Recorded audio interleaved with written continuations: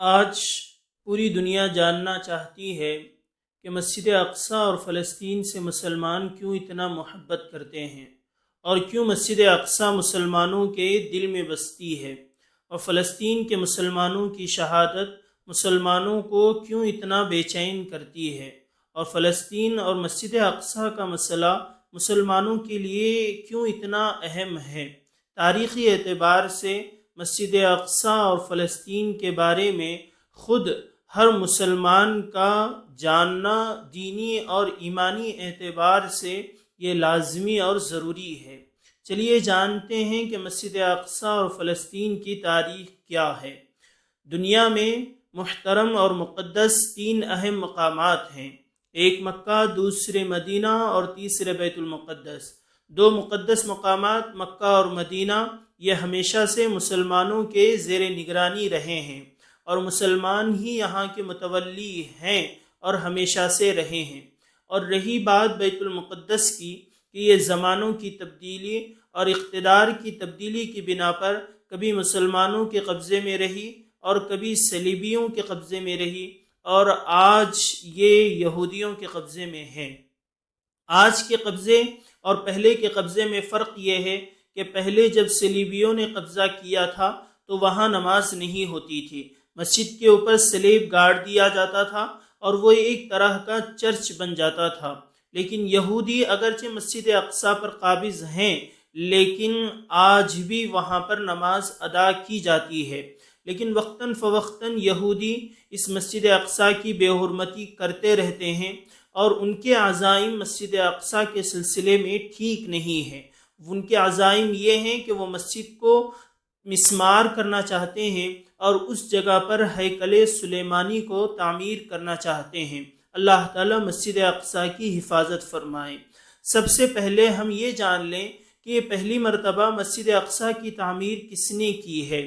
اس دنیا میں سب سے پہلے بیت اللہ کی تعمیر ہوئی ہے، اور پھر دوسری مسجد مسجد اقصیٰ کی تعمیر ہوئی ہے، اور ان مساجد کو بنانے والے وہ حضرت آدم علیہ السلام تھے، اور ان دونوں مساجدوں کے بنانے کے درمیان 40 سال کا فاصلہ تھا۔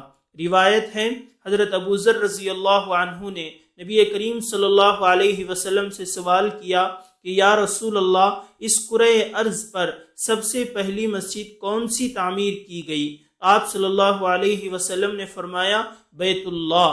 پھر عرض کیا کہ دوسری اس کے بعد کون سی مسجد تعمیر کی گئی؟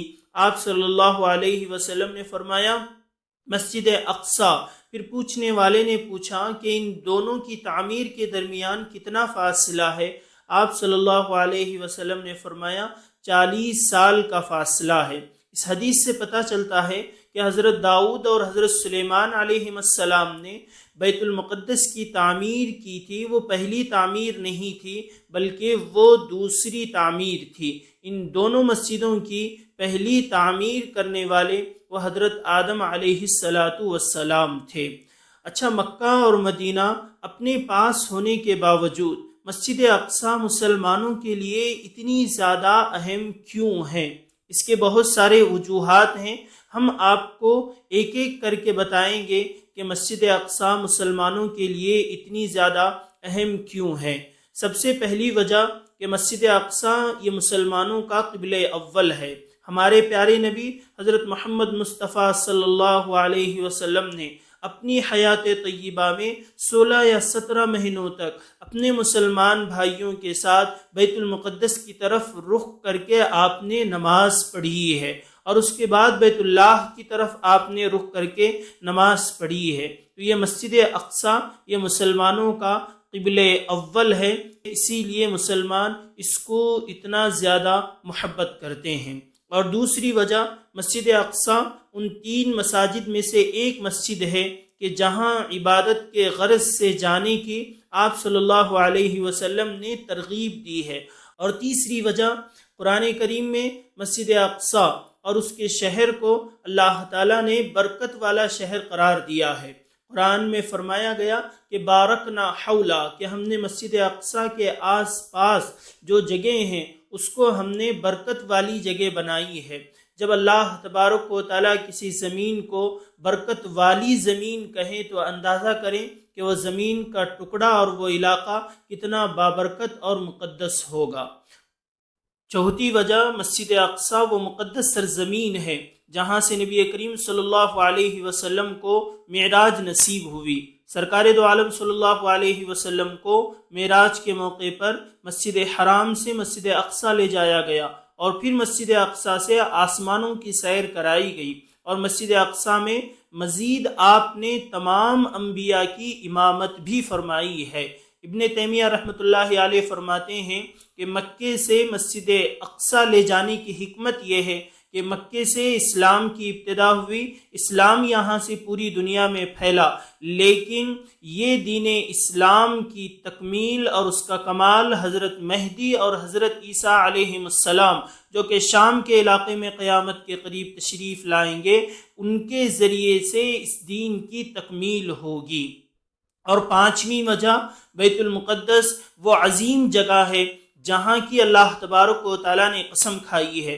اللہ تبارک و تعالیٰ عظمت والے ہیں اور وہ عظیم چیزوں کی ہی قسم کھاتے ہیں۔ قرآن میں کہا گیا والتین والزیتون وطور سینین وہذا البلد الامین، کہ انجیر یہ شام کے علاقے کی پیداوار ہے، زیتون فلسطین اور اس کے اطراف کی پیداوار ہے۔ ان مقامات کی قسم کھانا یہ فلسطین کی زمین کی عظمت کو بتاتا ہے۔ اور چھٹی وجہ، مسجد اقصی ان چار جگہوں میں سے ایک ہے کہ جہاں دجال نہیں آ سکے گا۔ ایک مکہ، دوسرے مدینہ، اور تیسری مسجد اقصی، اور چوتھے مسجد طور ہے۔ اور ساتویں وجہ مسجد اقصی سے محبت کرنے کی کہ فلسطین کی زمین وہ مبارک سرزمین ہے جس کو حشر اور نشر کی زمین کہا گیا ہے۔ میدان حشر یہاں پر قائم ہوگا۔ آپ صلی اللہ علیہ وسلم سے پوچھا گیا بیت المقدس کے بارے میں ہمیں کچھ بتائیں، تو آپ صلی اللہ علیہ وسلم نے فرمایا وہ تو حشر اور نشر کی زمین ہے۔ اور آٹھویں وجہ کہ حضرت عیسیٰ علیہ السلام کا ظہور یہیں پر ہوگا اور وہ دجال کو قتل بھی کریں گے۔ تو یہ وہ چیزیں ہیں جو قرآن اور حدیث میں بیان کی گئی ہیں۔ اور مزید آپ صلی اللہ علیہ وسلم نے امت مسلمہ کو یہ ترغیب دی ہے کہ تم مسجد اقصی جاؤ، وہاں نماز ادا کرو۔